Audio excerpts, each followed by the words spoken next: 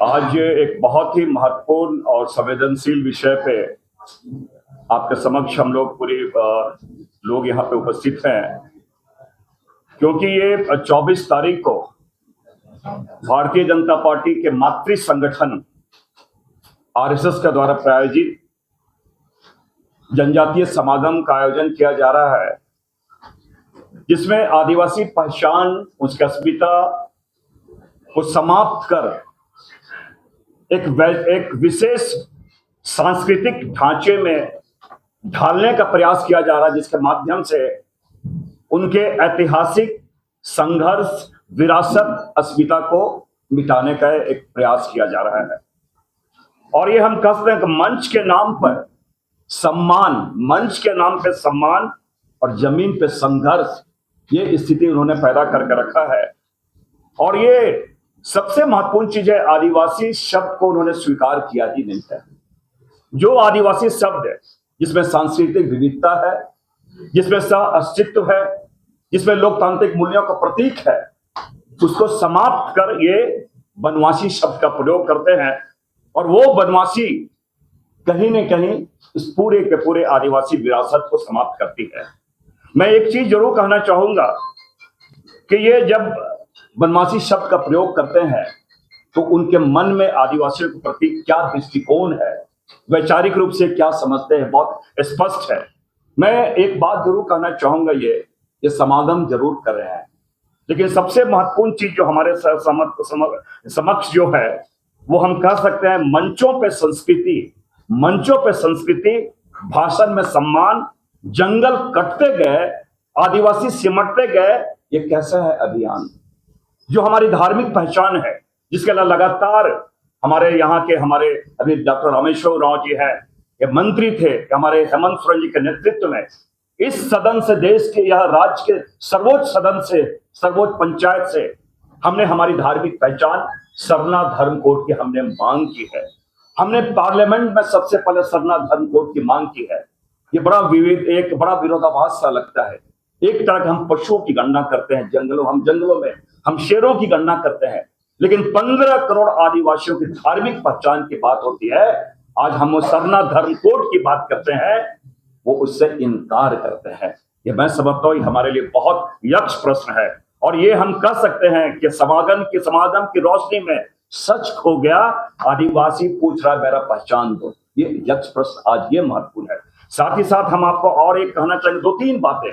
कहीं से भी आप ये अभी 2 बात आपने यहाँ देखा होगा। हम बगल के छत्तीसगढ़ की बात करें, ये हम कहते हैं सिम्बायोटिक रिलेशन है, आदिवासी और जंगलों में एक सिम्बायोटिक अन्योन्याश्रय संबंध रहा है। अंडमान निकोबार में आपको मालूम है कितने यहाँ पर लाखों पेड़ यहाँ पर हंसदेव जंगल में वो काट दिए, क्योंकि वो जंगल के साथ साथ उनके सह अस्तित्व की जो धारणा है वो समाप्त किया जा रहा है। Great Nicobar trunk road project में 238.76 हेक्टेयर जंगल वो साफ कर दे रहे हैं, और जिसमें से 130 हेक्टेयर जमीन समझे, 130 हेक्टेयर जमीन वो स्पेशली जो प्रिमिटिव ट्राइब वहां के उनके लिए संरक्षित था। और तो और 149 आरएफ था, रिजर्व फॉरेस्ट था, उसको भी वो साफ कर दे रहे हैं। 10 लाख पेड़ काटे जा रहे हैं और समागम की ये बात कर रहे हैं। ये कहीं न कहीं हम कह सकते हैं उनकी कुत्सित विचारधारा है कि यहाँ के मूल निवासी जो हमारे हैं, जिसके बारे में राहुल गांधी जी लगातार बोलते रहे हैं, उसके अस्तित्व को समाप्त करना है, उनकी पहचान को समाप्त करना है। और इसी प्रयास में वो ये इस प्रकार का समागम कर रहे हैं। और साथ ही साथ जो सबसे महत्वपूर्ण चीज है, भारत विविधताओं का देश है, अनेकता में एकता की हम बात करते हैं। तो अगर हम कॉन्स्टिट्यूशन की बात करते हैं, यूनियन ऑफ स्टेट्स की बात करते हैं, और उसी धर पे भाषाई आधार पे 1958 में स्टेट का रिऑर्गेनाइज किया गया था, लेकिन उस पूरी संकल्पना को धाराशायी करते हैं। ये कटुता फैला रहे हैं, ये विषमता फैला रहे हैं, ये एक दूसरे को भाइयों को लड़ाने का एक प्रयास किया जा रहा है। सोशल फैब्रिक को ये तार से तार कर दिया जा रहा है। और हम तो ये कहना चाहेंगे, ये सरकार जो शुतुरमुर्ग की तरह मोदी जी के नेतृत्व में सरकार जो चला रही है, अपनी जिम्मेवारी से भागती है, और इस प्रकार के जो संवेदनशील या जज्बात वाले जो भावनात्मक मुद्दे हैं वो सामने करती है, ताकि मूल मुद्दे से एक भटकाव है। ये पलायनवादी सरकार है। और हम इसका पूरे के पूरे झारखंड के जितने लोग हैं, हम इस समागम का विरोध करते हैं, क्योंकि आदिवासियों के नाम पे दिखावा बंद करो, प्रदर्शन बंद करो, और उनके जो मूल जो अधिकार है, उनके जो बिंदु है, जल जंगल जमीन, जो हमारा केवल एक नारा नहीं है, हमारी प्रतिबद्धता है, उसके बारे ये करे। क्योंकि जैसा कि हमारे नेता, हमारे जनप्रिय नेता राहुल गांधी जी ने कहा, इस देश के जो पहले निवासी हैं, जो असली जो पुराने निवासी हैं, वो आदिवासी हैं, उनका हक और अधिकार हमें दे। इसलिए इस समागम का हम लोग विरोध करें। ये वैचारिक जो नौटंकी किया जा रहा है, सांस्कृतिक नौटंकी जो किया जा रहा है आदिवासियों के नाम पे, उसका हम लोग विरोध करते हैं। डिलिस्टिंग की बात कर रहे हैं, समागम कर रहे हैं, उसमें छुपी हुई बात यह है कि डिलिस्टिंग की बात कर रहे हैं। डिलिस्टिंग मतलब क्या? जो ट्राइबल में क्रिश्चियन बन गए हैं, क्रिश्चियन नॉन क्रिश्चियन वो आप सभी जानते हैं, उनको ट्राइबल से हटाने की बात करेंगे, जो मेरा अंदाज है, यही बात करेंगे। मैं कहता हूं कि यह जो उनकी बात होगी संविधान से हटकर, संविधान सम्मत नहीं होगी। संविधान सम्मत इसलिए नहीं होगी कि नोटिफिकेशन पढ़िए 1950 में कहीं भी धर्म की बात नहीं कही गई आदिवासियों के मामले में। 1950 में जो एससी के लिए निकला था नोटिफिकेशन, उसमें धर्म की बात कही गई। जो हिंदू होंगे वही शेड्यूल कास्ट में ऑर्डर में आएंगे। बाद में 1956 में जोड़ा गया कि सिख होंगे वो भी हिंदू, वो भी शेड्यूल कास्ट के चिन्हित होंगे। 90 में जो बुद्धिस्ट थे उनको भी जोड़ा गया। ये उनके लिए, हमारे लिए नहीं है। हमारे लिए सिर्फ कहा गया है कि the tribes or tribal communities or parts of groups within tribes or tribal community in parts 1 to 14 of the parts respectively relate be deemed to be scheduled tribes so far as regards members thereof resident in the locality specified in relation to them respectively in those parts of the schedule। कहीं धर्म नहीं है, schedule caste में है धर्म, हिंदू है, सिख है, तो बुद्धिज्म है, लेकिन ट्राइबल में नहीं। तो ये अभी हम एक हैं, क्रिश्चियन नॉन क्रिश्चियन भले हो, धर्म अलग अलग भले हो, लेकिन हमारी कम्युनिटी एक है। हम भी उराव और जो क्रिश्चियन हो गए वो भी उराव। हमको याद आता है कि कार्तिक बाबा केस किए थे डेविड मुंजनी पर, 1962 में डेविड मुंजनी जीते और कार्तिक बाबा हार गए। उन्होंने केस किया, इलेक्शन पिटीशन दिया। इलेक्शन पिटीशन में पटना हाई कोर्ट ने लिखा कि डेविड मुंजनी भी उराव है और कार्तिक उराव भी उराव है, दोनों की जाति उराव है, सर्टिफिकेट भी उसी कतार में मिला। तो ये ट्राइबल और ट्राइबल सीट पर चुनाव लड़ सकते, तो पुराना फैसला है 1963-64 का, होगा भी याद नहीं, पुराना प्रयत्न वो। तो ये जो टारगेट कर रहे हैं एक धर्म विशेष के आदिवासियों को, ये गलत है। ये कॉन्स्टिट्यूशन के सम्मत नहीं है, संविधान सम्मत नहीं है, मैं ये बताना चाहता हूँ। दूसरी बात ये है कि हमारी पहचान है, हमारी आस्था जैसे और लोगों की होती है। हम सरना धर्म होते हैं, बिहार की बात, झारखंड की बात करते हैं, बाकी अलग अलग कुछ हो सकते हैं मतभेद इसमें, लेकिन झारखंड में हमने जैसे कहा, जैसे कि सांसद जी कहे कि हमसे पास करा के भेजे हैं सरना कोड, वो क्यों नहीं देते हैं? सरना कोड दिया, हमारी पहचान तो वो है। हमारी पहचान सनातन धर्म या हिंदू धर्म नहीं है। हिंदू तो कतई नहीं है, कतई नहीं है हिंदू। हम स्पष्ट रूप से बोलना चाहते हैं, हिंदू तो वर्णाश्रम है, ब्राह्मण है, क्षत्रिय है, वैश्य है, शूद्र है। हमको कहाँ रखिएगा? आदिवासी को कहाँ रखिएगा? शूद्र में रखिए। हम इसको कतई स्वीकार नहीं कर सकते। इसलिए हिंदू में तो है नहीं, सनातन ये भी कंफ्यूजिंग वर्ड है। क्यों नहीं कहते हैं हम भी सरना है? अगर प्रकृति पूजा को भी बनना चाहते हैं तो सरने बोल दीजिए ना, ये आदि धर्म बोल दीजिए वो भी चलेगा, आदि धर्म दे दीजिए, सब एक हो जाएगा। लेकिन ये जो कहते हैं ठगने के काम, सनातन और सरना एक है, कैसे होगा? आप सनातन धर्म क्या है? वैदिक धर्म है, ब्राह्मण धर्म है। आप पढ़े लिखे कम थोड़े हैं, अब सब पढ़ लिए हैं हम लोग आदिवासी जन। वैदिक धर्म को सनातन धर्म कर रहे हैं आप, ब्राह्मण धर्म भी वही है, तो फिर आप लाना चाहते हैं दोबारा, तो ऐसा नहीं चलेगा। ये हम विरोध करते हैं समागम का 24 तारीख को होने वाले सभा।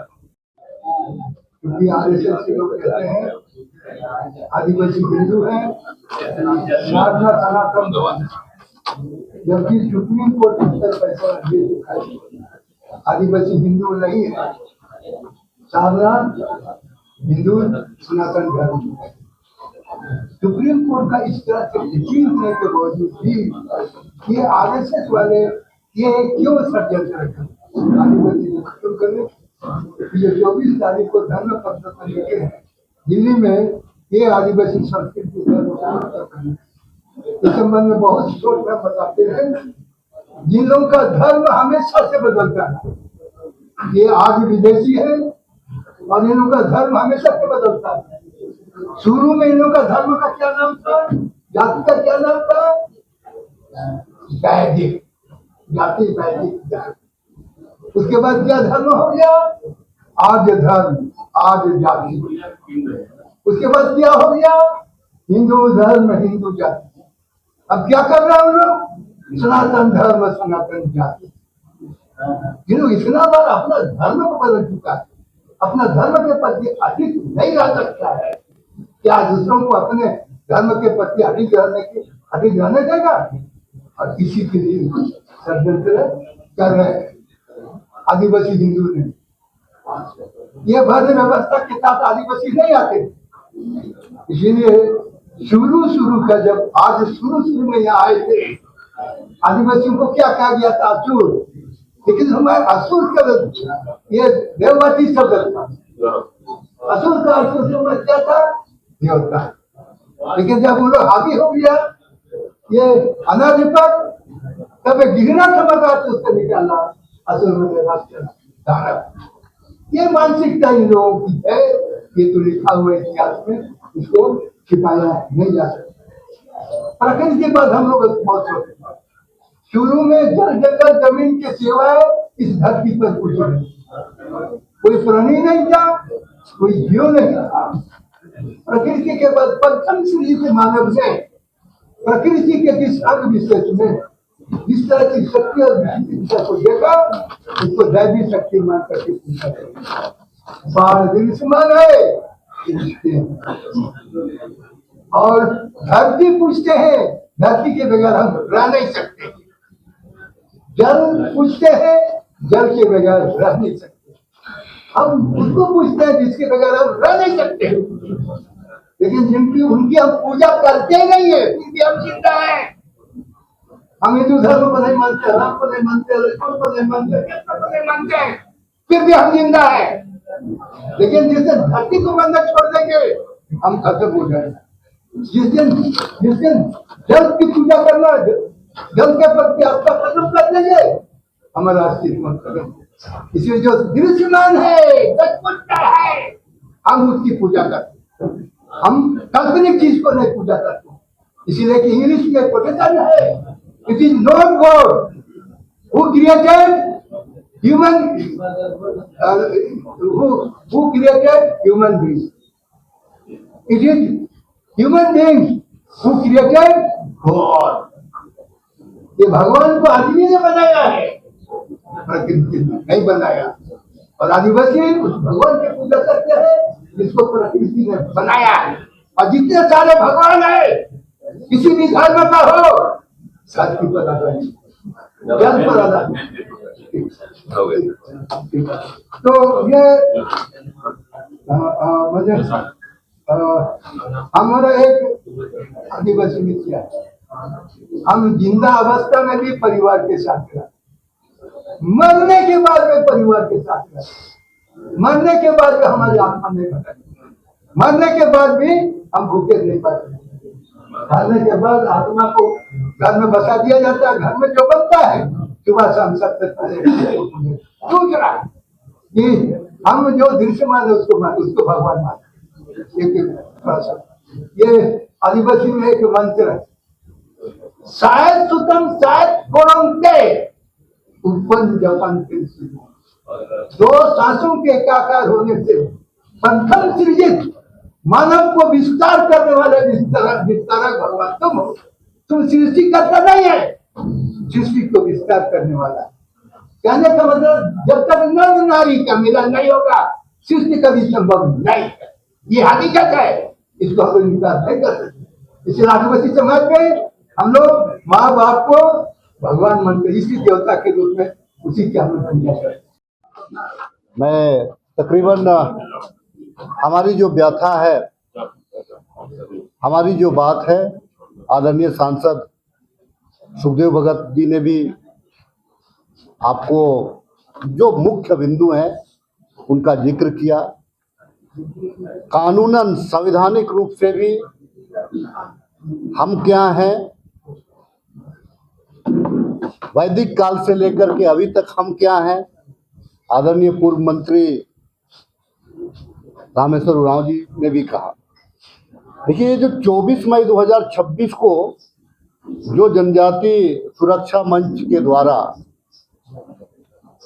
जो सांस्कृतिक समागम का जो नाम दिया गया है, ये आदिवासियों को समाप्त करने का एक सुनियोजित षड्यंत्र है। हम सभी जानते हैं कि जब झारखंड प्रदेश अलग हुआ तो भारतीय जनता पार्टी के लोगों ने झारखंडी शब्द को लेने से तकरीबन वे लोग कतरा रहे थे। वे चाहते थे कि वनवासी या राज्य हो जाए। अगर आप हमको वनवासी कह रहे हैं तो कहने का मतलब है कि अगर आप हमको वनवासी का दर्जा दे रहे हैं तो जो स्थिति अभी प्रिमिटिव ट्राइब्स की है, जो अंडमान निकोबार द्वीप समूह से लेकर के कई जगहों पे रह रहे हैं, आप हमको आदिवासियों को उस श्रेणी में पुनः लाना चाहते हैं। और एक चीज है, मैं आपको बता देना चाहता हूं, एक सुप्रीम कोर्ट का भी एक वर्डिक्ट है 2013 का। डबल बेंच ने यह एक टिप्पणी किया है कि आदिवासी इस देश के मूलवासी हैं। इस देश में जितने भी लोग आए वो आदिवासी के बाद आए, उनके साथ संघर्ष हुआ और आदिवासी पीछे हटते चले गए। आज के तारीख में जो भारतीय जनता पार्टी की जो मानसिकता है, आज वो आदिवासी शब्द को ही समाप्त करते हुए जो आदिवासी अस्तित्व है उसको समाप्त करना चाहते हैं। इस बात का समर्थन है। अगर उन लोगों में अगर इतना ही क्षमता है तो आप जो हमारा जो वर्ण व्यवस्था है, क्योंकि आप वर्ण व्यवस्था की भी आपका जो समागम है उसमें आप जिक्र कर रहे हैं, अगर आप में हिम्मत है तो आप आदिवासी को ब्राह्मण कह के देख लीजिए, क्योंकि ब्राह्मण हमारी एक अपनी संस्कृति है, अपना हमारा पूजा उपासना है। हम अपना जो शरणा स्थल है हम दूसरे को एंट्री करने नहीं देते हैं। अगर आप में दम है तो आप उसको उस चीज को अनाउंस कर दीजिए। अगर क्योंकि हमारी व्यवस्था में क्षत्रियों की भी एक, जिसको हम महत्व के रूप में देखते हैं, सामाजिक के रूप में, आप हमको क्षत्रिय का रूप दे दीजिए। देखिए, एक चीज है, जंगल और जमीन और वहां के देवी देवता को मानने वाले समुदाय है आदिवासी। प्राकृतिक के साथ प्राकृतिक को मानने वाले हैं आदिवासी। आप कहाँ रखिएगा, रामेश्वर राव जी ने कहा, उस बात को मैं पुनः दोहराना चाहूंगा कि आप आदिवासियों को कहाँ रखिएगा, इस बात को आप। और डिलिस्टिंग के माध्यम से वे आदिवासियों को जो संरक्षित किया गया है संविधान के द्वारा, हमको तकरीबन वो समाप्त करना चाहते हैं। तकरीबन डिलिस्टिंग के माध्यम से समाप्त करना चाहते हैं। आज आप देखेंगे कि अभी उस बात के लिए हम लोग अलग से भी बैठेंगे, लेकिन एक संकेत है कि आने वाले दिनों में या जो झारखंड में हम भले खुश हो जाएं कि आदिवासियों का राज है, 5th शेड्यूल स्टेट है, लेकिन इसमें भी बड़ा कुटरघात करने की तैयारी है। ये जो है जनजातीय सुरक्षा मंच के द्वारा, क्योंकि हम फिर से हम कहना चाहेंगे आपके माध्यम से कि हम प्राकृतिक पूजक हैं। हमारा जितने भी आदिवासी जो है, पढ़ा लिखा आदिवासी की बात आप छोड़ दीजिए, जो गांव का जो साक्षर आदिवासी है, जिन्होंने बड़ा बड़ा बांध बनाया है बिना इंजीनियरिंग के, आप उनसे भी अगर आप पूछिएगा तो उनके घर में भी आपको कोई मूर्ति उर्ति का रूप नहीं दिखेगा, कहीं भी कोई जो अन्य व्यवस्था में है वो नहीं दिखेगा, वो अपना व्यवस्था है। तो हमको अगर आप वास्तव में अगर भारतीय जनता पार्टी अगर आदिवासियों का सम्मान करना चाहती है तो हम जहाँ हैं, जिस हाल में हैं, जंगलों के साथ में, वन्य पशु के साथ में है, हमको यहाँ रहने दिया जाए। अब तो हमारे जो गोत्र हैं उसको भी आप समाप्त कर दे रहे हैं।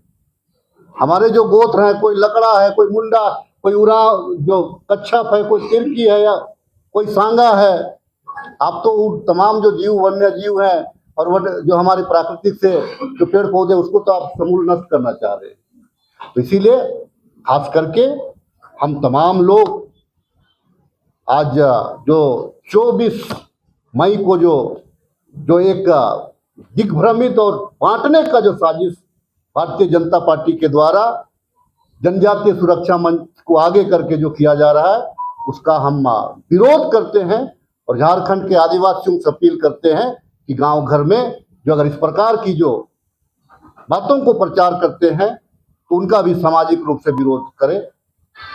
ये हमारा कहना है।